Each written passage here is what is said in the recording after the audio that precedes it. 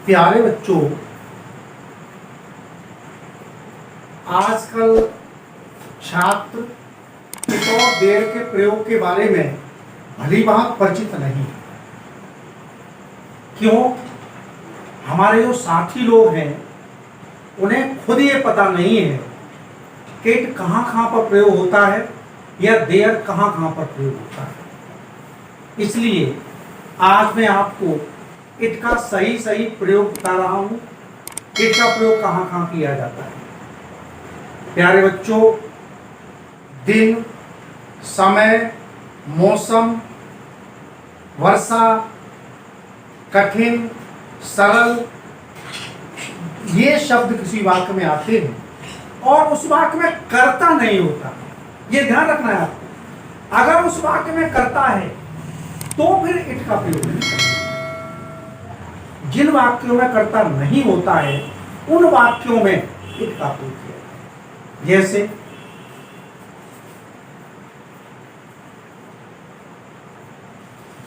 दिन, महीना, साल, समय, मौसम, या फिर किसी वाक्य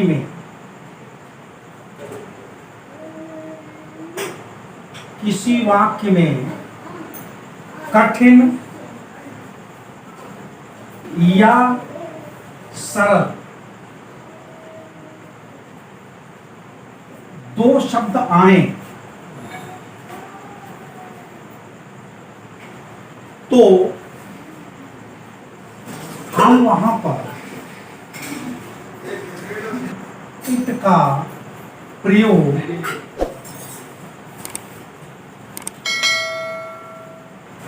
कर देते हैं।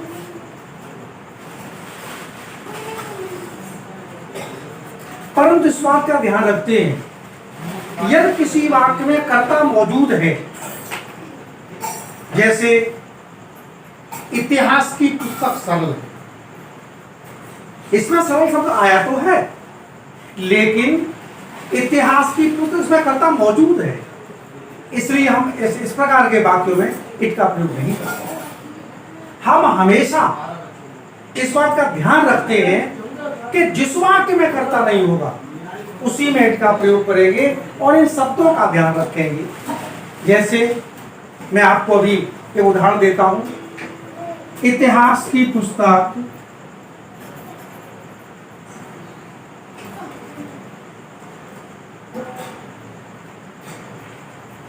सरल है।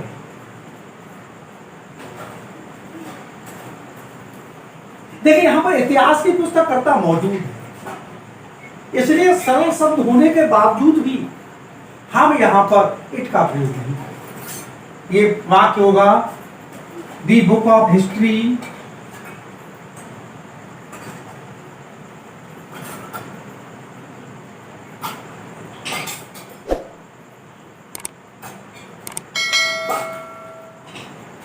इज इजी, ये ऐसा,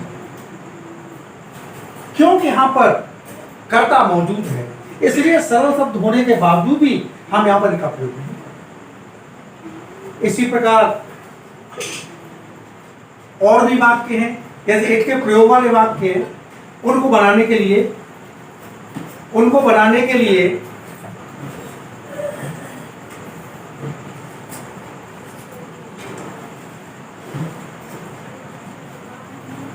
प्यारे बच्चों, अब ये जितने भी मैंने आपको सामने शब्द लिखे हैं ये सब इट के प्रयोग वाले, लेकिन वही शर्त है कि इन वाक्यों में ये शब्द हो, उनमें कर्ता नहीं होना चाहिए। जैसे आज सोमवार है,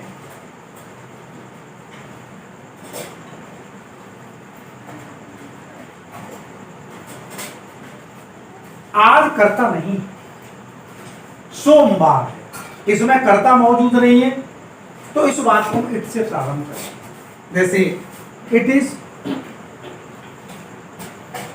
मंडे टू,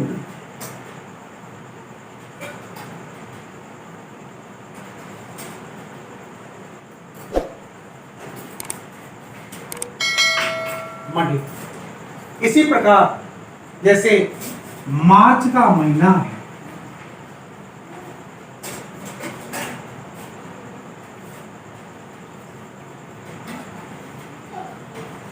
यहां देखिए, यहां पर भी मार्च का महीना करता नहीं है, महीना आया है मार्च करता नहीं है, इसलिए हम यहां पे भी करेंगे it is the month of March.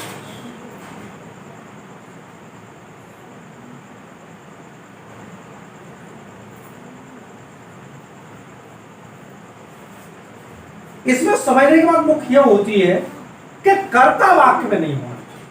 और ये जो शब्द आपके सामने रखे हैं, दिन, महीने, साल, समय, मौसम, सरल और कठिन, ये शब्द होने चाहिए। जैसे एक वाक्य है, इसमें 2 बजे हैं,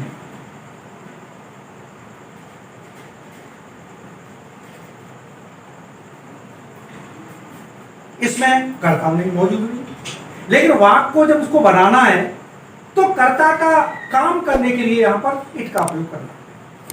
इट इज 2 o'clock,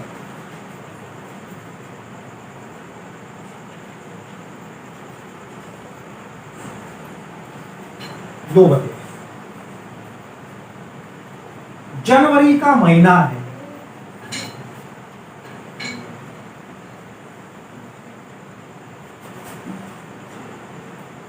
बिल्कुल मार्च के महीने की तरह से भी बनेगा। It is the month of January, जैसे कि मार्च का महीना ऐसे ही बनेगा, फिर तो महीने का काम है।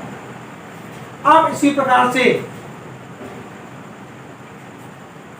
जाड़े का समय,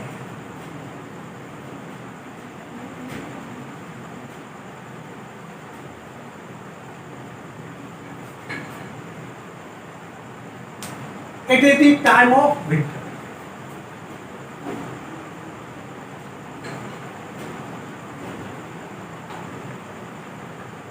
time of winter। मतलब हर एक में आपको देखना पड़ेगा जिसमें कर्ता नहीं है, और ये शब्द यदि आए हों तो आपको इट का प्रयोग करना ही पड़ेगा। अगर आप इट का प्रयोग नहीं करते हैं तो वाक्य अधूरा, पहले तो बनेगा ही नहीं, और बनेगा भी तो वाक्य गलत हो जाएगा। क्योंकि ये हमारे ग्रामर का नियम है कि कर्ता, क्रिया, कर्म ये तीनों होने चाहिए। यहां पर इट कर्ता का काम है, इसलिए ग्रामर के नियम से अलग नहीं जा सकते, उसके अनुसार ही हमें वाक्य को बनाना। अब एक और उदाहरण लेता हूं मैं, जैसे कि पर्वत पर चढ़ना कठिन है। पर्वत पर चढ़ना कठिन है।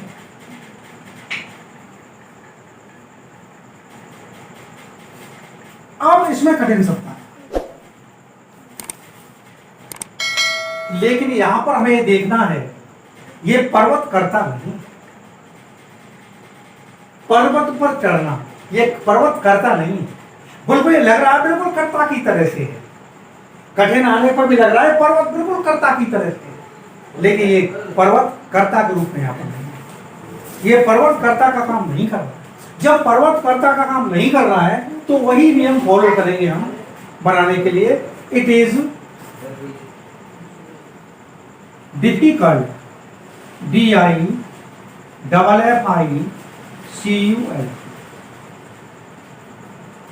it is difficult to climb on the mountain।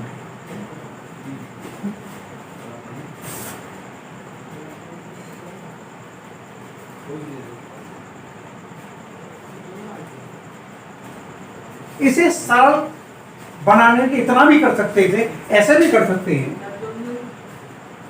It is hard to climb on the mountain.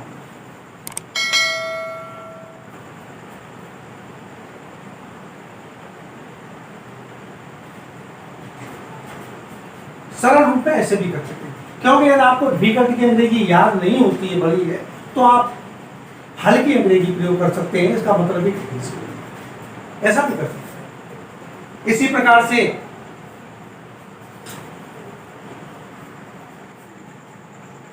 व्यायाम करना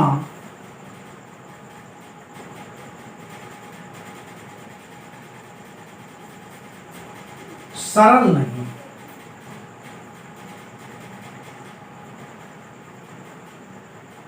इसमें नेगेटिव वाले वाक्य भी आ जाते हैं, नकारात्मक वाले, लेकिन नियम वही फॉलो रहता है उसमें। नहीं से कोई बोलते नहीं के लिए नॉट लगा देते, नियम वही फॉलो रहता है। जैसे it is not easy, easy EAS to take exercise.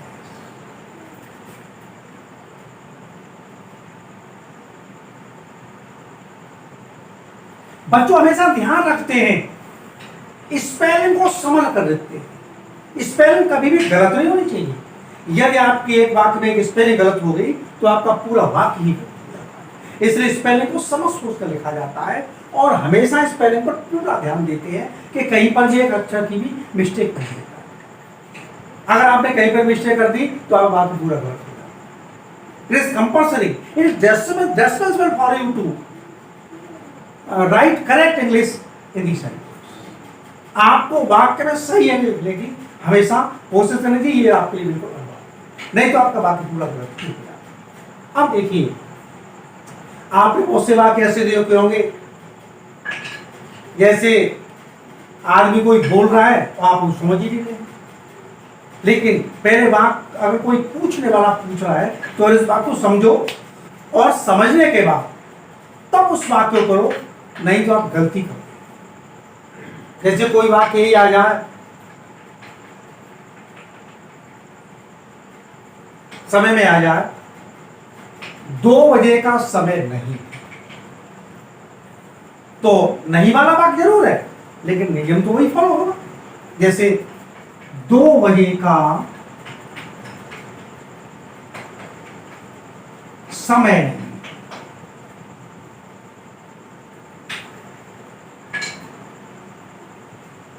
नियम वही फॉलो होगा। समय आ गया यहां पर, यहां करता भी 2 बजे नहीं है, तो होगा it is not time of 2 o'clock।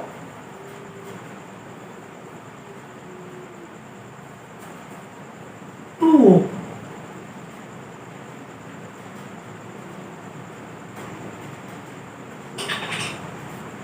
2 बजे का समय।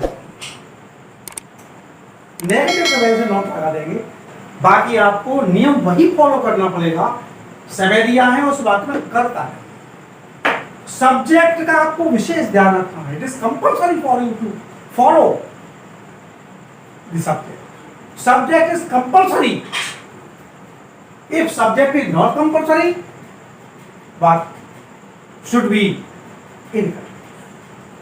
इसलिए आपको सब्जेक्ट के रूप में इट का प्रयोग हो जाता है। अगर कर्ता वाक्य में सब्जेक्ट नहीं है तो हम इट का प्रयोग जरूर करेंगे, क्योंकि इट का प्रयोग न करने से वाक्य आपका अधूरा रह जाएगा, बात पूरा हो नहीं सकता।